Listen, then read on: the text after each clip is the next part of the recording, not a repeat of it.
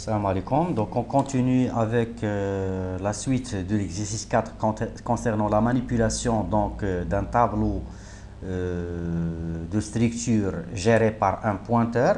Donc on a déclaré notre pointeur PP de type personne. On a déclaré un compteur donc qui sera itéré sans itération dans le cadre d'une boucle for. On a instancié ou bien on a créé ou bien on a pointé avec notre pointeur PP sur un tableau de 100 éléments de type personne. Donc une boucle maintenant de remplissage comme il est demandé, donc remplissage si vous voulez de 100 personnes.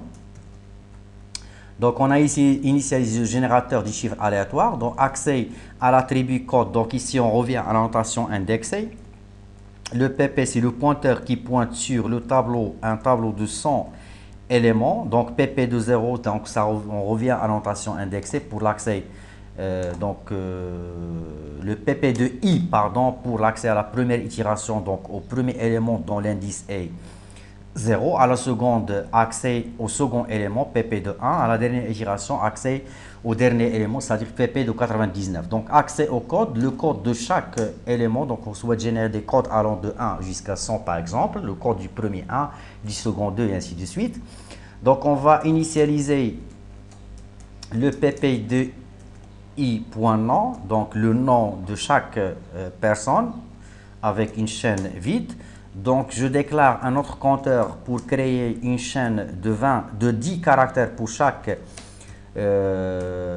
personne. Donc, le J, commençant de 0, de 1 jusqu'à 10. À chaque itération, ils sont incrémentés par 1. Donc, accès au PP de I, accès au nom du PP de I, c'est-à-dire au nom d'une personne. Donc, on va cumuler au niveau du nom une chaîne qui sera générée en exploitant le transtypage avec char appliqué à l'expression rand qui multiplie l'amplitude de l'intervalle 65-90, c'est-à-dire 25, divisé par rand max, plus la valeur initiale du code ASCII du caractère A. Donc voilà, c'est bon. Une autre instruction, donc accès au PP de I et accès à son âge. Donc on va générer des âges aléatoires variant par exemple dans l'intervalle 15 par exemple 15-65, ce qui fait on va multiplier par 50 divisé par rand max que multiplie ou bien plus la valeur initiale 15. Donc accès à l'attribut taille et on va générer des tailles allant de 150 cm, 150 ou bien de 150 voilà cm à 2 mètres, l'amplitude de 50, 200 moins 150 c'est 50 divisé par rand max plus la valeur initiale 150 cm. On va accéder ou bien diviser ces 100 personnes en deux, donc la moitié masculin et la moitié féminin. Donc on va tester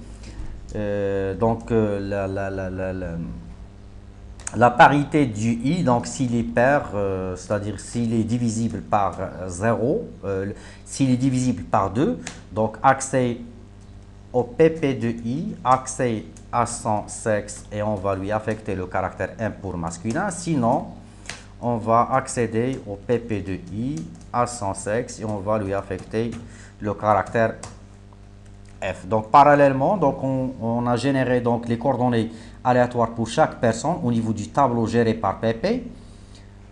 Et parallèlement une instruction d'affichage qui va afficher les éléments un par un, cout qui va afficher les coordonnées de notre personne, pp de i point code. Un séparateur se forme de deux tabulations par exemple et un copier-coller de cette instruction va changer d'attribut.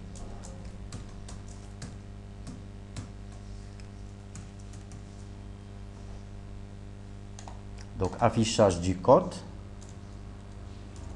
affichage du nom, affichage donc du code, nom, âge,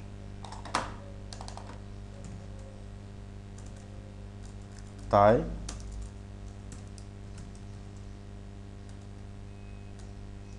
pardon, et affichage du PP2I, donc affichage du sexe de la personne en question et un retour vers une nouvelle ligne. Et je vais clôturer donc la boucle for. Donc c'est une boucle dont l'objectif est de remplir par des données aléatoires les coordonnées de 100 personnes gérées par un pointeur de type personne codé sur 4 octets. Donc je compile.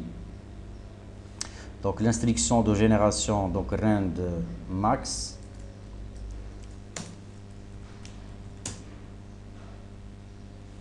voilà, donc le plus l'opérateur de concaténation.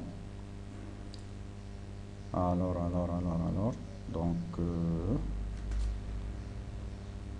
char appliqué à l'expression suivante. Donc il va générer un caractère additionné donc au pp2i.nom. Ouais. Je compile et j'exécute.